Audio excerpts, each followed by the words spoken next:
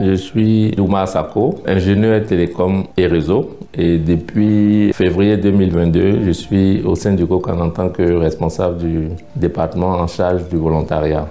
Les volontaires pendant une Coupe d'Afrique, comme celle qu'on va organiser, sont ces personnes-là qui viennent aider le comité d'organisation dans ses missions.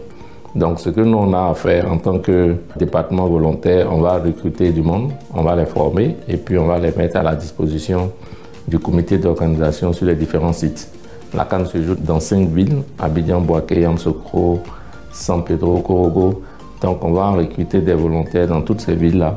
Dans le volume des volontaires, il y a à peu près 40% qui viennent des écoles de police et des écoles de gendarmerie. Ce lot-là constitue les stadiers. Après, le reste, on va s'appuyer sur tous les Ivoiriens qui sont intéressés, mais de façon spécifique dans notre approche stratégique, on va quand même prendre langue avec les initiatives citoyennes, les associations, la fédération des scouts et tout ça. Au moins aller vers des profils qui ont déjà eu le goût du bénévolat, le goût du volontariat. Le processus va se faire de façon démocratique, ça sera ouvert à tout le monde. Chacun va s'inscrire avec son CV, son profil, et quand on va étudier les profils, on va essayer de faire des rattachements vers ce vécu-là que les gens auront déjà eu dans le passé, s'ils ont déjà été volontaires, ils ont déjà été bénévoles, est-ce qu'ils ont des notions d'éducation civique. Ce qu'on va les délivrer pendant la compétition de 30 jours, c'est bien maintenant qu'il faut préparer. On a demandé à chaque projet de nous dire de combien de volontaires ils ont besoin en phase opérationnelle. Quand on aura fini avec tout ça, il faut préparer l'environnement de travail de nos futurs volontaires. Mais on a un projet pilote qu'on va déployer avec les matchs que les éléments vont jouer ici en Côte d'Ivoire. Donc il y a une phase pilote qu'on prépare l'un dans l'autre. C'est une journée chargée comme si on était déjà en opération parce que c'est maintenant que le travail se fait.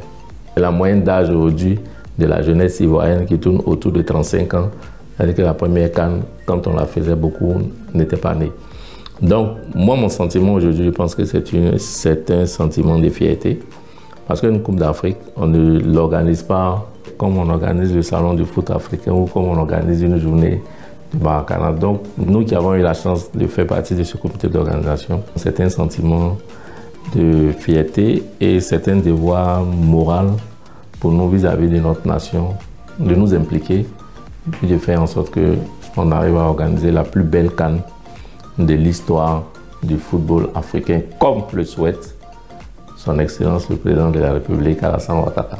Le Président Micha et toute la direction exécutive nous donnent les moyens de travailler.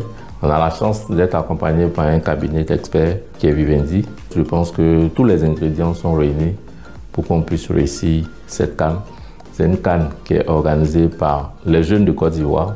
C'est la raison pour laquelle on demande aux jeunes de Côte d'Ivoire de nous suivre sur tous nos canaux de communication, que ce soit Facebook, que ce soit Instagram, que ce soit Twitter. C'est une CAN de la jeunesse et on doit communiquer à travers les canaux de la jeunesse, à l'endroit de la jeunesse.